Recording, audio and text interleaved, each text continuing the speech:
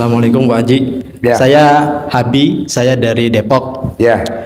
Sebelum saya ngomongin hajat, yang belum saya mau ucapin terima kasih dulu Pak Haji. Karena ini hari deketin. ini kedua kali saya kemari dan alhamdulillah yang kedua saya bisa pegang mic Pak Haji. Yang pertama saya udah ngejalanin RDAY ini hampir jalan 1 bulan.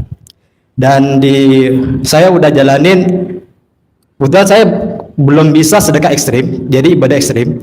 Qobliyah, Ba'diyah, alhamdulillah nggak putus. Sholat di masjid. Saya terangin dikit ya, Bapak dan Ibu. Kalau kita ngomong sedekah ekstrim, Bapak dan Ibu jangan minder dulu. Itu yang salah satunya bikin nggak terkabul. Kita udah minder. Sedekah ekstrim langsung terus ngomongnya jelek. Pak Haji maksain suruh sedekah, nggak lihat kehidupan saya. Kan ada gantinya. Ibadah ekstrim malah lebih mulia. Ibadah ekstrim lebih bagus kalau dua-duanya. Kenapa? Dengan kita ekonominya nih turun, rumah dikontrakan, kalaupun rumahnya tipe 21, motor cicilan, rumah cicilan, dengan dia ketemu YouTube-nya RDAY, walaupun YouTube-nya ngomongnya jorok, ya agak jorok, saya katakan jorok, itu kan hanya supaya nggak ngantuk, ya pada ngantuk. Nah, dengan ketemu YouTube-nya RDAY, kita jadi makin deket sama Allah. Kita jadi rajin ibadah, kita jadi rajin berdoa, kita jadi bangun jam 00, benar. Senyum. Yang belum pernah mandi jam 00 jadi mandi jam 00. Jadi tahajudnya jam 00. Biasanya tahajudnya setengah 4. Iya, Pak Kiai aja tahajudnya setengah 4. Kadang jam 4 tahajudnya, kadang jam 3 Pak Kiai. Kita nih alhamdulillah jam 00. Sekarang Pak Kiai udah jam 00, alhamdulillah. Jadi rajin baca Quran yang tadinya kita nggak pernah. Iya, benar. Selesai. Betul, Pak Haji. 1 juz, apalagi khatam boro-boro. Alhamdulillah dengan ketemu ilmu RDAY jadi khatam. Ini enggak. 11 juz. Apaan tuh Pak Haji? Mau baca Quran dipaksa. Emang begitu. Kalau nggak begitu kita nggak khatam. Kalau Bapak dan Ibu ngikutin di luaran sana, tidak mewajibkan bangun jam 00. Tidak mewajibkan senyum 41 kali. Emang nggak diwajibin kalau di luaran sana. Kalau di RDAY wajib. Kenapa? Karena biar terkabulnya wajib. Coba bayangin. Tidak ada seusia saya 50 tahun di bulan Ramadan kita bisa khatam Quran sampai 13 kali, ya 14 kali. Nggak ada. Paling kalau khatam Quran sekali Ramadan, paling banyak 2 kali dah. Ini kita bisa 13 kali khatam, bolak-balik khatam. Itu kan berarti baik kan? Tapi yang namanya netizen namanya netizen mau baca Quran dipaksa, emang ada pahalanya? Yo Allah, netizen. Iya kan, istilahnya nggak usah takut Bapak dan Ibu. Jadi biarlah dia berlalu ya. Toh kita udah deket sama Allah. Jangan lupa, Bapak coba cek, maksain baca Quran harus 12 juz. Nggak ada. Pak Haji, dasarnya apa tuh 12 juz? Ya nggak ada juga dasarnya, ada juga SD Impres. Nah jadi alhamdulillah. Terus doanya juga Bapak dan Ibu diganti. Jangan, ya Allah angkat kesulitan saya. Nggak boleh Pak. Emangnya Allah disuruh-suruh kita? Jangan. Alhamdulillah 99 kali. Terima kasih Allah, terima kasih. Yang saya alami sekarang dengan utang yang numpuk, kontrakan belum bayar, debt collector tiap hari datang, atau apalah Ibu sebutin tuh kesulitannya Bapak dan Ibu. Itu Ibu harus ada kata-kata, ini bukan masalah, ini bukan cobaan, ini bukan ujian, Ini bukan apalagi cobaan, ujian, apalagi penderitaan, apalagi musibah, tapi ini anugerah. Hikmahnya dengan anugerah utang saya, kontrakan belum bayar, debt kolektor tiap hari datang ke tempat saya jadi makin dekat sama Allah. Iya. Saya jadi rajin ibadah, saya jadi rajin berdoa, saya jadi rajin bangun jam 00, saya jadi rajin senyum, saya jadi rajin tahajud jam 00, saya jadi rajin baca Quran. Ya. Coba kalau ini tidak ada pada saya hari ini, mungkin doa, ibadah, tahajud, baca Quran, bangun jam 00 tidak sedekat ini sama Allah. Nah begitu doanya, ini enggak. Saya datang ke RDAY malah dipaksa suruh bangun jam 00. Kan saya nggak bisa bangun jam 00. Ya kalau nggak bisa bangun jam 00, kontolnya pasangin NCB. Jadi nanti kalau telat jeplak-plak gitu. Ya atau di alat kelamin ibu dipasangin NCB, kan ada lubangnya tuh alat kelamin ibu. Nah diceplokin tuh NCB, klek. Alarm. Pantesan lu kayak bunyi blambir. Iya, tadi kan ada yang japri saya, Pak Haji, kenapa saya dipaksa suruh bangun jam 00? Bos, lu gue paksa supaya lo nanti masuk surga. Iya. Amin. Iya, saya paksa supaya dia masuk surga karena kamu hidup ini udah menderita. Suami kamu galak, suami kamu jolim, suami kamu menghina kamu karena kamu nggak punya apa namanya uang. Jadi istri kalau nggak pegang uang kan biasa cerewet. Nah suaminya jadinya kesel kan, jadi dimarah-marahin. Oh jadi saya pasti masuk surga Pak Haji, ibu pasti masuk surga. Nanti dikubur ibu tidak ada siksa kubur. Amin. Nanti di akhirat ibu tidak ada siksa akhirat. Amin. Kok Pak Haji bisa sabdain saya tidak ada siksa kubur, tidak ada siksa akhirat? Apa dasarnya Pak Haji sabdain saya? Karena ibu di dunia udah disiksa sama suami, jadi ibu nggak ada siksa kubur, ibu nggak ada siksa akhirat gitu. Dia malah ada ketawa, bisa aja Pak Haji. Nah jadi bos, cara doanya bapak dan ibu yang hadir di sini, cara doanya jangan ngeluh, jangan sedih, tapi doanya iya, alhamdulillah, alhamdulillah, alhamdulillah, alhamdulillah, alhamdulillah, alhamdulillah, alhamdulillah, alhamdulillah. Terima kasih Allah, terima kasih. Hutang saya bukan masalah, tapi ini anugerah. Hikmahnya dengan anugerah utang saya ini, saya jadi makin dekat sama Allah. Saya jadi rajin berdoa, saya jadi rajin ibadah, saya jadi rajin bangun jam 00, saya jadi rajin senyum, saya jadi rajin tahajud, saya jadi rajin baca Quran. Kalau saja ini tidak terjadi, hutang tidak terjadi di saya, mungkin doa dan ibadah saya tidak sedekat ini. Nanti doanya gitu ya. Jangan protes, apaan sih Pak Haji, aku lagi enak-enak lagi menikmati hutang, mana saya suruh baca Quran. Jangan. Bos, apa pertanyaannya bos? Sebentar Pak Haji, saya terima kasih. Kenapa? Karena saat ini betul Pak Haji benar bahwa saya nggak pernah Bapak Ibu seperti Pak Haji bilang, saat seumur hidup saya baru sekali hatam. Dan alhamdulillah setelah ikut RDAY minggu pertama baru dapat 2,5 sampai ini juz. Al-Qurannya. Ya, dulu sebelum RDAY pernah saya baca sampai 1 juz. Saya seumur hidup baru sekali Pak Haji. Hah? Seumur hidup baru sekali khatam. Seumur hidup baru sekali khatam. Ya. Wow, tepuk tangan dong. Luar biasa. Makanya walaupun gurunya ngomongnya jorok ya. Ya karena jarak itu penasaran Pak Haji. Penasaran.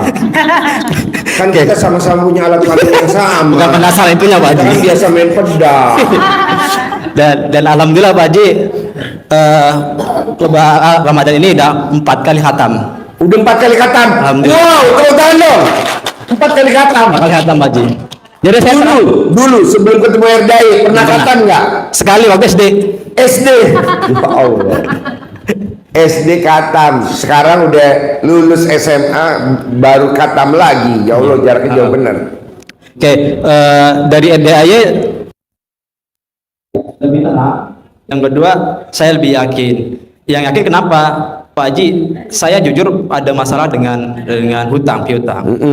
Pak Haji pernah di YouTube itu bilang bahwa kalau kamu mau nggak di debt collector, taruh di kulkas nama debt collectornya atau pihaknya. Ya, dibungkus pakai celana dalam, masukin ke botol, nanti simpan di freezer. Dan alhamdulillah Pak Haji saya lakuin 1 bulan nggak ngubungin Pak Haji.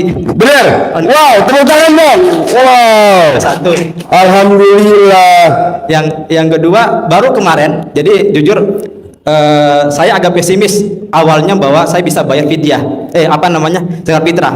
Zakat fitrah. Sama untuk keluarga, dan alhamdulillah hari Sabtu kemarin saya sempat yakin bahwa ya Allah, saya yakin hari Senin saya pasti bisa bayar itu sebelum saya ke RDAY, karena saya lihat sebelum maktabiran saya di sini. Wujud, dan alhamdulillah pas tadi subuh dapat transferan dari keluarga di daerah ini untuk bayar uang zakat fitrah. Tepuk tangan dong. Alhamdulillah. Nah, itu Alhamdulillah.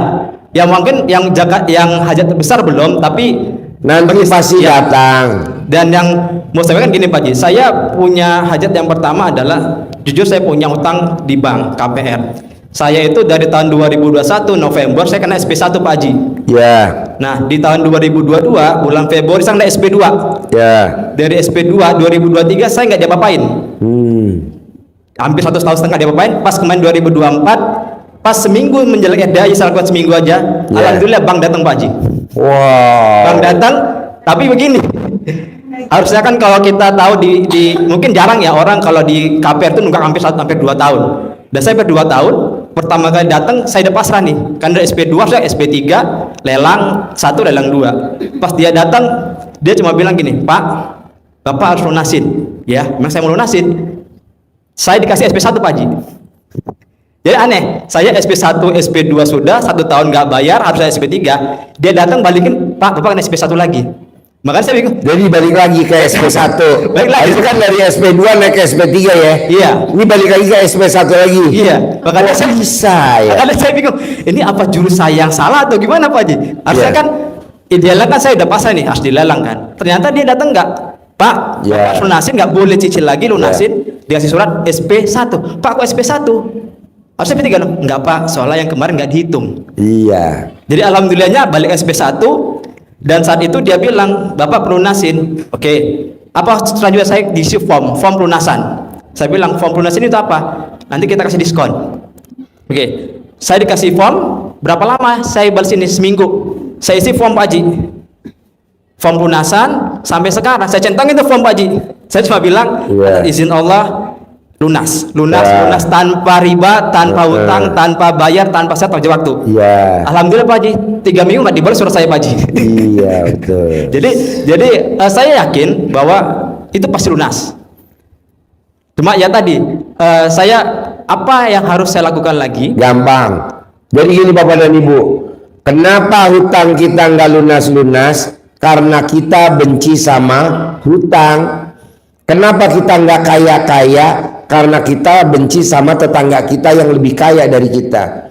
Setelah saya pelajarin begitu. Kenapa lo kaya? Tajir melintir. Karena saya sudah tidak benci lagi sama sebelah saya tuh Pak Haji. Oh iya. Jadi nggak tahunya orang yang benci sama orang yang lebih kaya dari kita, itu sampai kiamat kita nggak bakal kaya. Sama orang kayanya aja kita benci, gimana kita mau jadi orang kaya? Nggak boleh. Kalau kita pengen anak-anaknya pinter, jangan benci sama teman-temannya anak kita yang pinter, atau benci sama tetangga kita yang pinter, atau benci sama kakak kita yang pinter, atau pokoknya yang bau-bau orang pinter kita nggak boleh benci. Kita kan nggak sama presiden benci. Gila, presiden benci. Lagi mana anak kita mau jadi presiden? Akhirnya kita nuntut sebagai anak, "Papa, ini gara-gara papa benci sama presiden, jadi aku nggak pernah jadi presiden. Kemarin aku dipromosiin jadi presiden beca, nggak jadi aku jadi presiden beca." Jadi nggak boleh Pak, itu nggak boleh, karena Allah aja nggak benci sama itu orang. sama presiden Allah nggak benci. Kenapa kita benci sama presiden? Akhirnya kita berhadapan sama Allah. Akhirnya presiden umur panjang, amit-amit jong bayi, kitanya umurnya pendek. Janganlah benci sama menteri, benci sama atasan kita, benci sama anak buah kita, benci sama tetangga kita, benci sama ipar kita, benci sama adik kandung kita. Nggak boleh.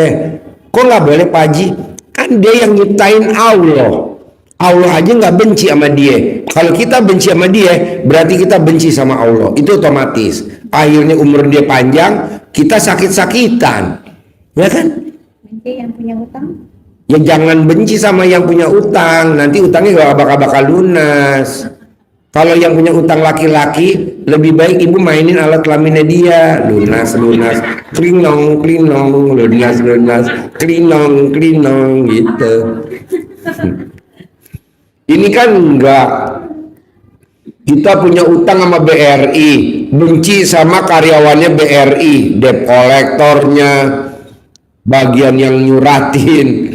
Apalagi kalau kita udah denger motor berhenti di depan rumah, kita udah kocar kacir. Padahal itu mengasih pemberitahuan undian berhadiah. Diketok-ketok nggak ada, diketok-ketok nggak ada, diketok-ketok nggak ada, ya udah undiannya pergi lagi. Karena kita apa? Sudah trauma dengan suara motor.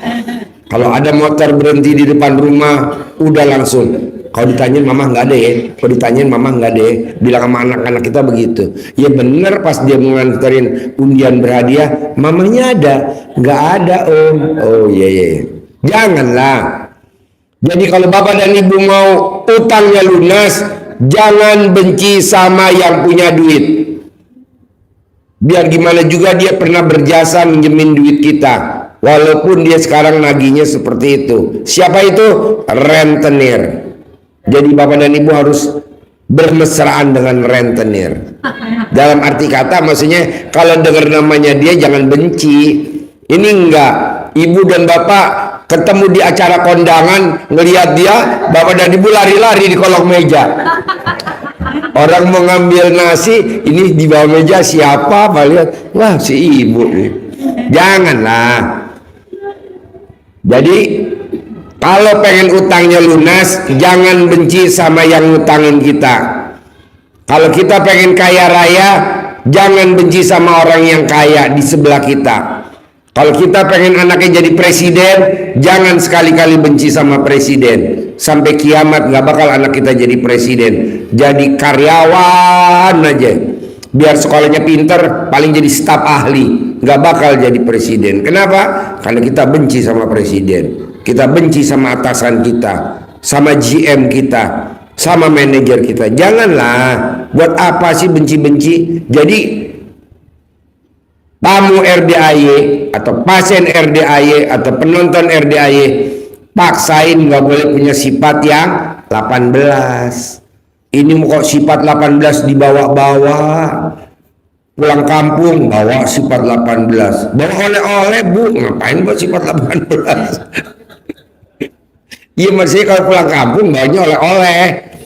Ini enggak, oleh-olehnya ketinggalan, sifat 18-nya dibawa. Udah sampai tol baru inget, ya Allah, oleh-olehnya ketinggalan. Bapak, ini apa nih Pak? Ini sifat 18 kamu Bu. Ya Allah, kok kebawa lagi? Lah itu kan kebiasaan.